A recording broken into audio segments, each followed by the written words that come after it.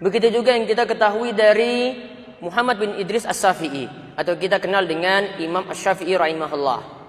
Sudah banyak dari murid-muridnya yang menceritakan tentang kebiasaan beliau dalam beribadah. Di antaranya diceritakan oleh Rabi' bin Sulaiman, salah seorang murid beliau. Rabi' bin Sulaiman itu mengatakan tentang Imam Asy-Syafi'i rahimahullah.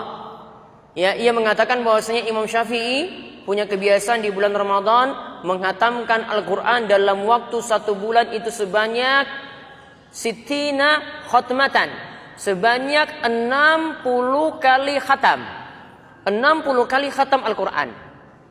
Dan disebutkan dalam riwayat Ibnu Abi Hatim, disebutkan oleh Imam Az-Zahabi dalam Syiar A'lam Nubala, bahwasanya Imam Asy-Syafi'i tadi menghatamkan Al-Quran di bulan Ramadan tadi dalam solatnya.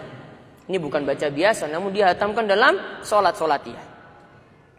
Mungkin ada yang bertanya, bagaimana dengan hadis yang Nabi SAW itu mengatakan, la yafqahu man qara'ahu fi aqalli min salas.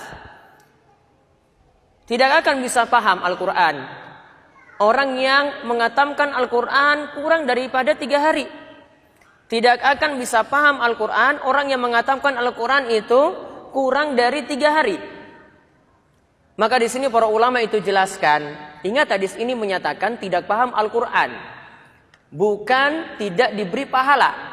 Di sini dinyatakan tidak paham Al-Quran. Artinya biasanya orang yang mengatakan Al-Quran kurang dari 3 hari, memang jelas dia sangat sulit untuk memahami. Namun beda dengan ulama-ulama besar tadi.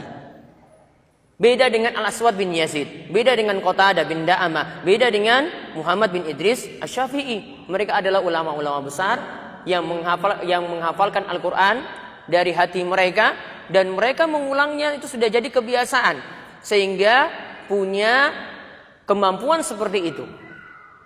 Lalu kita posisinya seperti apa? Maka lihat hadis ini dengan seksama. Dikatakan la yafqah, tidak bisa paham. Berarti urgensi untuk menghafalkan Al-Quran, urgensi untuk membaca Al-Quran dengan memahami Al-Quran lebih tinggi adalah memahami Al-Quran. Ya, urgensi dalam memahami Al-Quran dibandingkan dengan banyak membaca, lebih urgen di sini adalah memahami Al-Quran. Karena orang yang banyak membaca belum tentu juga bisa paham. Namun tetap di sini ada keutamaan orang yang cuma sekedar baca.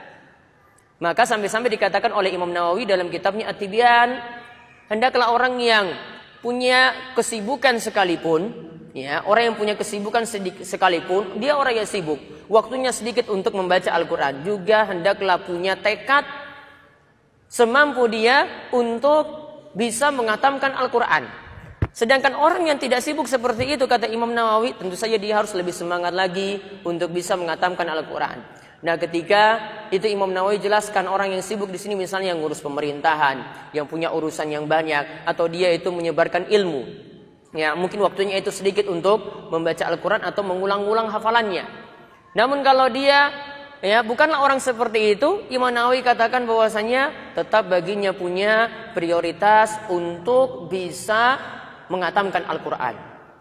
Maka ini kita kembali tadi ke pembahasan kita di awal, ini tanda bahwasanya para ulama ketika datang bulan Ramadan mereka punya semangat yang besar untuk bisa mengkaji Al-Quran. Ini tanda bahwasanya mereka punya semangat yang besar dalam amalan di bulan Ramadan.